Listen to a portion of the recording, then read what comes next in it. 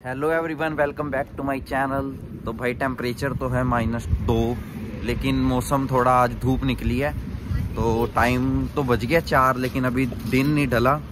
तो भाई तुम्हारा भाई 3 बजे उठ के थोड़ा सा ट्रिम श्रिम करके अपना नहा के निकल गया बाहर। आंखें अभी भी ऐसे लग रही हैं जैसे सो रहा हूँ, क्योंकि भाई क्या करें यार, रात को नींद नहीं आती, सुबह खुलती नहीं है। छुट्टी वाले दिन का अलग ही चाह होता है। तो भाई बात करेंगे सबसे पहले कि कुछ लोग ये पूछते हैं ना कि 5 साल का वीज़ा मिल रहा है, हमें सामने से ही ऑफ़र लेटर आ गई है या हमें सामने से ही ऑफ़र आ गया है, कोर्स आ गया है, तो क्या करना चाहिए क्या नहीं करना चाहिए। भाई अगर 5 साल का वीज़ा आपको मिल रहा है और सीधी सी बात अगर जेन्युइन है तो आपको कोई इशू नहीं है भाई, आप आ सकते हो, कोई दिक्कत नहीं है। उसमें सिर्फ आपका फ़ायदा ये होना चाहिए कि आपकी जॉब भी उसी कंपनी में ही हो जिस कंपनी ने आपको कोर्स इशू किया है। COS जहाँ से आपको इशू हो रहा है ना, कोशिश करो कि वहीं से ही आपकी जॉब उसी में हो और आपको टैक्स उन्हीं को पे करना हो और आप वहाँ से आ रहे हो। कई एजेंट्स ही होते हैं ना जो कहते हैं कि तूने सिर्फ टैक्स देना है, जॉब तो खुद ढूंढ लियो। जॉब नहीं वो दे रहे लेकिन वीज़ा दे रहे हैं, तो भाई उसमें मत घुसना, उसमें मत फंसना। क्योंकि बाय चांस अगर आप 1-2 साल में छोड़ देते हो, मतलब छोड़ देते हो इन द सेंस कि कंपनी छोड़ देते हो या आपको कंपनी जॉब दे ही नहीं रही, तो वो कंपनी ना मोस्टली फ्रॉड होती हैं। वो क्या करेंगी भाई, आपको वीज़ा दे देंगी, आप जैसे 15-20 बच्चे हो, 15-20, 50, 100 जितने उनसे फंसेंगे वो फंसा लेंगे। फंसाने के बाद भाई आपको वो यहाँ पे आप आ जाओगे, बाद में वो कंपनी दिवालिया होगी या वो कंपनी भाग गई, तो भाई आपका खत्म है वीज़ा, आपका स्टेटस सारे के सारे डिपोर्ट के चांसेस हैं पूरा का पूरा। यहाँ पे तो ऐसा भी होता है, कई होम केयर्स में भी ऐसा हुआ कि कईयों ने करवा लिया वीज़ा, बाद में वो कंपनी भाग गई या किसी ने कंप्लेंट कर दी कि वो कंपनी तो बहुत जानों को कॉस्ट दे रही है। जैसे किसी का नहीं आता, वो खुंदक में कंप्लेंट कर देता है होम ऑफिस में कि यार ये तो फ्रॉड कर रहे हैं, ऐसे पैसे ऐट रहे हैं, वीज़ाज तो नहीं दे रहे। तो ऐसे फिर यहाँ पे इंडिया की तरह नहीं है कि आप पैसा खिला के बच जाओगे या सिफारिश लगा के बच जाओगे। यहाँ पे तो भाई किसी को कोई काम कराना है ना तो अंबानी भी नहीं करवा सकता। यहाँ के रूल इतने स्ट्रिक्ट हैं कि यहाँ पे प्राइम मिनिस्टर के लिए भी सेम रूल है तुम्हारे लिए। अगर उसने कहीं गाड़ी नो पार्किंग में खड़ी करी है ना तो पुलिस आएगी और उसका भी पर्ची लगा देगी, टिकट लगा देगी फाइन की। तो ये पॉइंट है। अब कहीं जाने ये पूछते हैं कि भाई हमें तो कॉस्ट आ रही है लेकिन टैक्स भी नहीं देना और वहाँ पे भी नहीं आना, तो भाई ये एजेंट तुम्हारे से फ्रॉड कर रहा है। ऐसा कुछ नहीं है, वो PR तो होगी नहीं तुम्हारी जब तक तुम यहाँ की गवर्नमेंट को टैक्स नहीं दोगे, PR नहीं होगी। अब हम मूवीज़ देखते हैं, फॉर एग्जाम्पल चल मेरा पुत है, उस मूवी का जो सेकंड पार्ट है उसमें वो वकील के पास जाके कहता है मैंने पक्का करा दे। वो क्या कहता है तेरा कोई परमानेंट एड्रेस है या तेरा कोई तू टैक्स भरता है? वो कहता है नहीं, कुछ नहीं करता। तो यही चीज़ है, जब आपके पास परमानेंट एड्रेस नहीं है, आप टैक्स नहीं भर रहे गवर्नमेंट को, आप PR के चांसेस कैसे चाहते हो कि आपको कोई अपने देश में PR परमानेंट रख ले, आपको PR दे दे या आप सिटीजन बन जाओ यहाँ के। तो इन चीज़ों के फ्रॉड से बचना।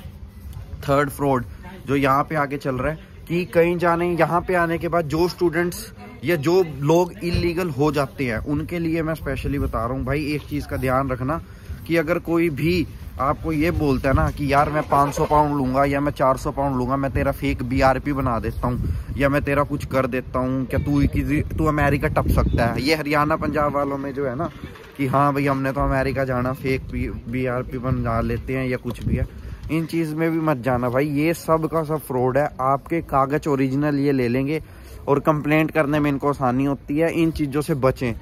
4th वन, एक कनाडा में है कोई भाई, उसका मैंने इंटरव्यू देखा था, वो किसी का ले रहा था इंटरव्यू। तो उस इंटरव्यू में बात हुई कि वो कहता है कि यार ये जो साथ रहने वाले होते हैं ना, इनको भी सब कुछ ना बताया करो, क्योंकि ये कल को चिढ़ती हैं कि भाई इस बंदे के पास काम है, हमारे पास काम नहीं है, तो ये आपका काम की कंप्लेंट कर देते हैं आगे कि यार ये बंदा कैश में काम कर रहा है या कुछ भी, आपको फंसवाने के लिए वकील के पास या कुछ। तो भाई अपना भेद किसी को क्यों देना, अपना मस्त रहो। यहाँ पे आप आते हो मेहनत करने, अपना काम करो। जिसके ऊपर सबसे ज़्यादा भरोसा करते हो भाई उससे भी बचो। किसी को कुछ बताने की ज़रूरत नहीं है, आप क्या हो, आपका स्टेटस क्या है, आप क्या करते हो, आप स्टूडेंट हो क्या हो। जहाँ रह रहे हो आराम से रहो, अपना कॉलेज जाओ, अपना ऑनलाइन क्लासें लगाओ, ऑफलाइन लगाओ, अपना पढ़ो और अपना घर आ जाओ, अपना खाओ पियो, अपना घर बात करो और अपना सो जाओ। ठीक है। अब बात करूं मैं कि कॉस्ट लेटर के अलावा जो ये चल रहा है कि यूनिवर्सिटीज़ फुल फीस मांग रही हैं, वैसे मैंने इस पर एक डिटेल्ड वीडियो बनाई हुई है, लेकिन स्टिल मैं आपको इस वीडियो में भी थोड़ा सा बता देता हूं कि यूनिवर्सिटीज़ जो फ्यूल फीस मांगती है उसकी वजह यही है कि स्टूडेंट्स 6 महीने की फीस भर के आते हैं, उसके बाद छोड़ देते हैं। तो यूनिवर्सिटी ने फोर्स श्योर करने के लिए जो मास्टर्स पे 1 साल के लिए ही आते हैं उनके लिए तो यही कर दिया कि वो फुल फीस पे करके ही आएँ, क्योंकि जब आप फुल फीस पे करके ही आओगे तो आप स्टडी कंप्लीट ही करोगे, स्टडी कंप्लीट करोगे तो लीगल ही रहोगे, इलीगल नहीं होगे। और जो बैचलर्स पे हैं वो भी जब 1 साल की फीस पे करके आते हैं तो उनके पास ये ऑप्शन होता है कि 1 साल बाद वो गैप ले सकते हैं, 6 महीने का, साल का, अपना सेकेंड ईयर शुरू करने में। तो अगर आपके पास साल में पैसा नहीं जुड़ता तो आप 6 महीने, साल का गैप लो, उसमें भी काम करो, काम करने के बाद आप पैसे जोड़ो और आप अगले 6 महीने की फीस भर के फिर पढ़ो, फिर अगले 6 महीने की फीस भर के आप फिर पढ़ो। तो ऐसे ऐसे। और यहाँ पे तो यूनिवर्सिटीज़ भाई इंस्टॉलमेंट्स भी बना देती हैं फीस की। लेकिन सिंपल सा अगर एक क्वेश्चन है जो मैं पहले दिन से कहता आ रहा हूँ कि बैचलर्स या मास्टर्स, तो भाई बैचलर्स। उसके बाद यूके या कनाडा या ऑस्ट्रेलिया, अमेरिका, तो भाई यूके छोड़ के जहाँ मर्जी चले जाओ, क्योंकि अमेरिका में आपने इंटरव्यू देने के बाद फीस वहीं जाके पे करनी होती है जब आपका वीज़ा आ जाता है, तो उसमें तो कोई रिस्क ही नहीं है। उसके बाद बात करूं कनाडा में, तो भाई कनाडा में आप जीआईसी लेके जाते हो, आपको अपने खर्चे की टेंशन नहीं है।